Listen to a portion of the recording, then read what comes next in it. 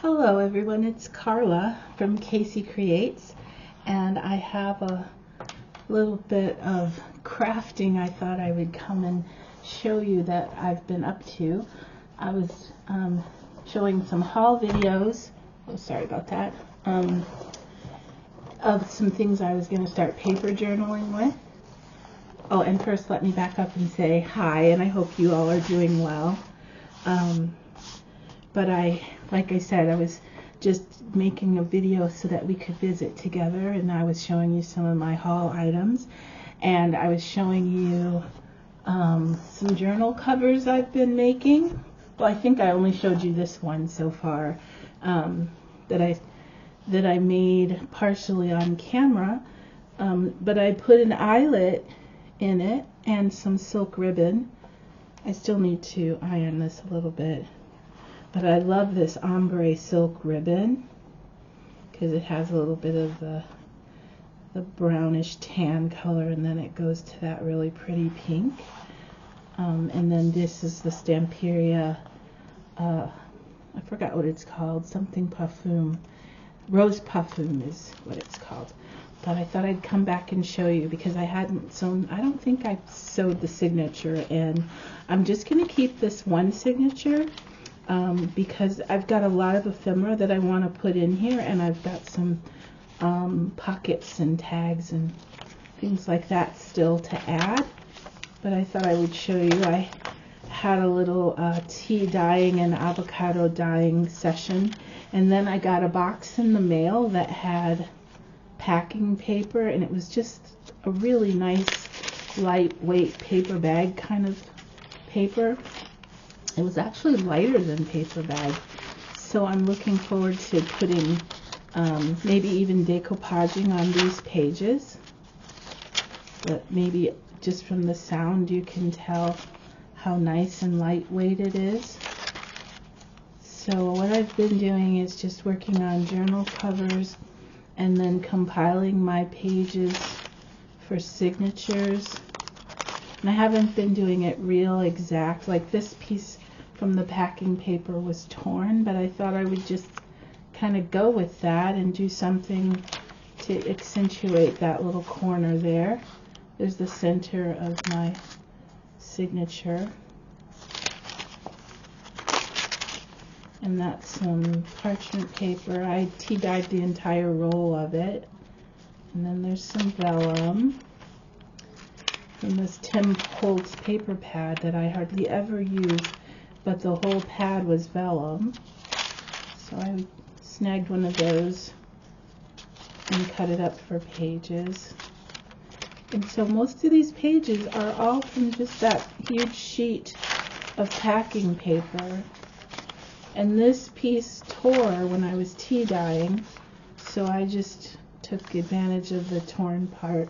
And I'll probably ink that or do something interesting with that torn part and make it a tuck. So all I could fit in this one was one signature. I could have fit two, but I think it would have, once I get it loaded, it would make it too thick. So there's a back pocket here. And I'm going to put you on pause real quick and go turn off my timer. So this is journal number 1. And then this is what I did on the spine and the back. And then I worked on one that's quite little for the cover. I'm just showing you the covers right now. And this one, what size is this cutie? A ruler. This one is 4 by 5.5, and it has a small spine, about 3/4 of an inch. And I first covered it in some muslin cotton fabric, and then some eyelet, really pretty eyelet. And then I have ideas of just maybe putting doilies on this one, so I still have to decorate the cover of this one. I thought I would just show you these and then come back and maybe decorate them with you if you'd like to craft along with me. And then I just made another signature of pages to go in this one.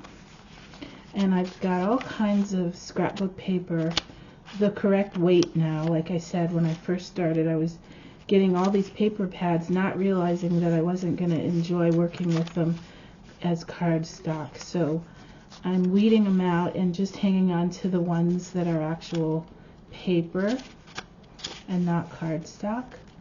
And some of them are decorative on one side and white on the other, so I tea dyed them so that like for instance this one is scrapbook paper, but it was really stark white, and so I just tea dyed it because I really prefer the vintage tea dyed. This was also a lined piece, but I tea dyed it.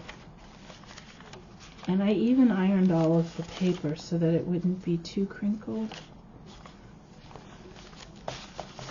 And then this was just a piece of scrap, but I'm going to make it a fold out and include it in the journal somehow. And then this already has the holes, and so does the little journal. And these pockets are really sweet. I think I took those framed doilies and used them for the front and back cover. And then let's see, do I have something? Where's that little fold out piece? I can show you. These are pockets right here, here and here, so the front and back will both have pockets. So that's a cute little tiny one signature one that I'm going to stitch in and then decorate. This one's not finished either, but I've got all kinds of decorative ideas for this one, and I love working with the plaid and the vintage rose print, and these are digitals that I printed out on my own, so they didn't come from like a line of paper. And so this one again has the plaid and then the rose print, and then the back is seam binding tape. I put the holes in for the signatures. This is going to be a 2-signature journal, so I'm probably going to do something to make sure I cover up the stitching. I mean, you can leave just the stitching exposed, I guess. And these are the 2 signatures that I put together to stitch inside, and this is the inside. So I guess it's just a little bit of a step-by-step process that I thought I would come and show you. Look at that piece. It dyed so pretty. Some of this paper was already deckled on the edge. Some of this is, I forgot what they call it, but it's a type of paper that you use for pattern making. I found a whole package of it. I might run and grab it and show it to you. That they use, I found it in the sewing department at a real good clearance price.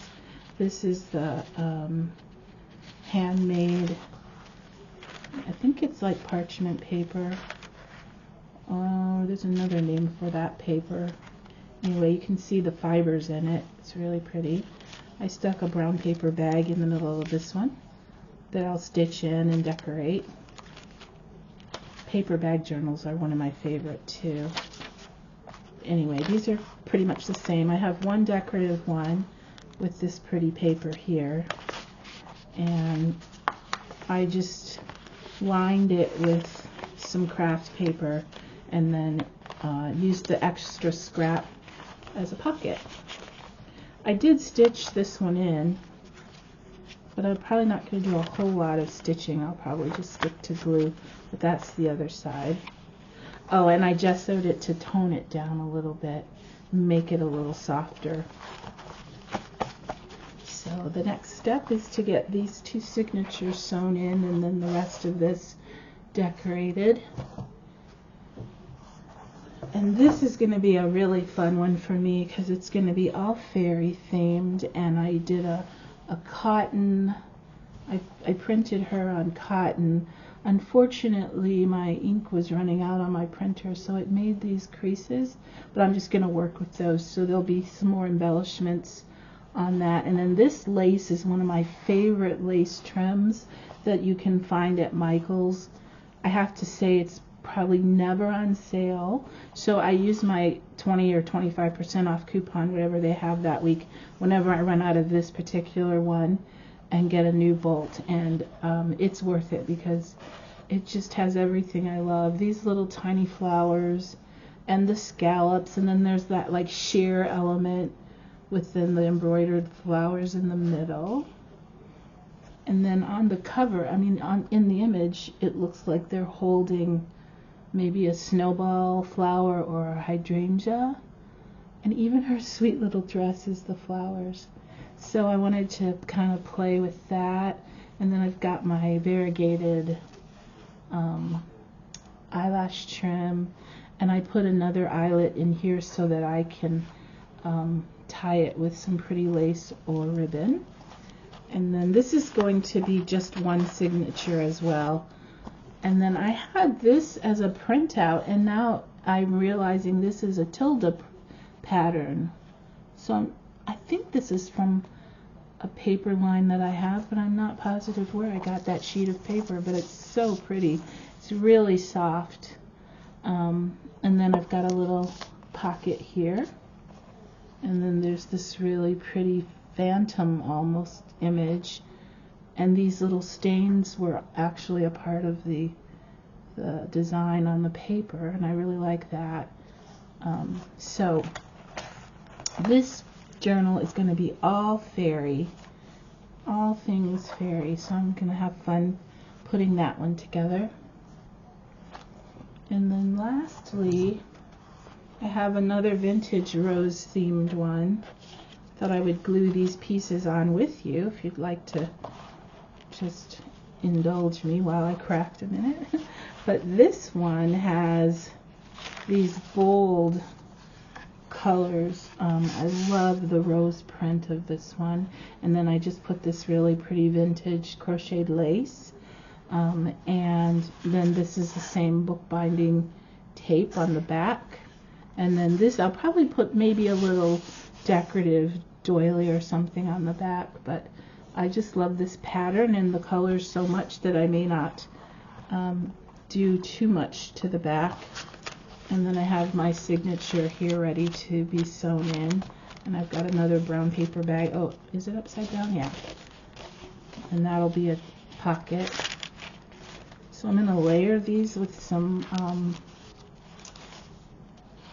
different pieces of ephemera and paper and tags, and that's why I decided to just keep it one signature, because eventually it'll get pretty bulky, at least that's my hope. And then for the cover of this one, make sure I've got it going the right direction. Yeah, so for the cover of this one, I thought I would just put some cheesecloth, which I'm going to put on right here. And then this pretty paper doily, which goes here. I think I should put the cheesecloth first. Just said that, and then I went to do something else. I hear my son coming in the garage, so I may pause you here for a minute. But we'll keep going until I have to. I thought that would be really pretty right there. These are just some so I really like that, the little cheesecloth element. And then I've got this piece of ephemera that says memories. So I'm going to glue this one up top. Slip it under the cheesecloth.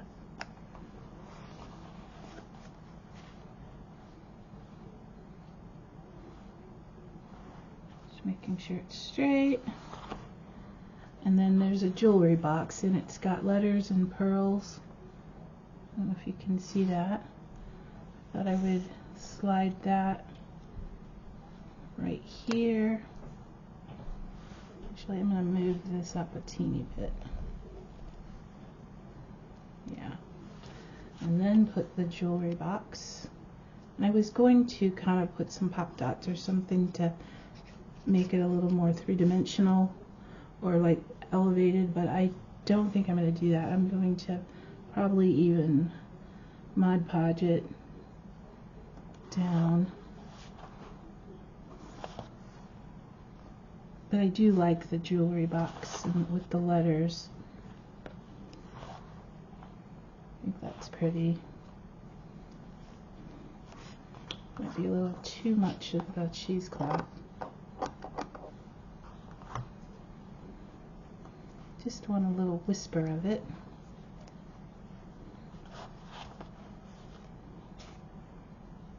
And then again, I'll put a little eyelet here and some kind of closure.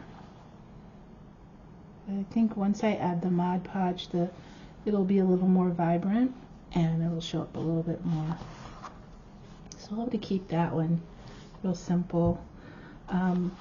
So anyway, here are my completed, well, almost completed decorative covers. These two actually aren't. Those have quite a bit more to go. This one is.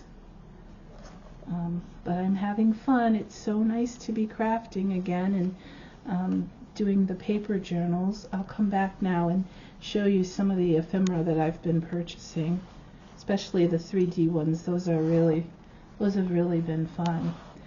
But thank you for joining me. Thank you for watching. I hope you liked the covers, and maybe follow along with me as we decorate each journal cover or page by page. And I'll see you again soon.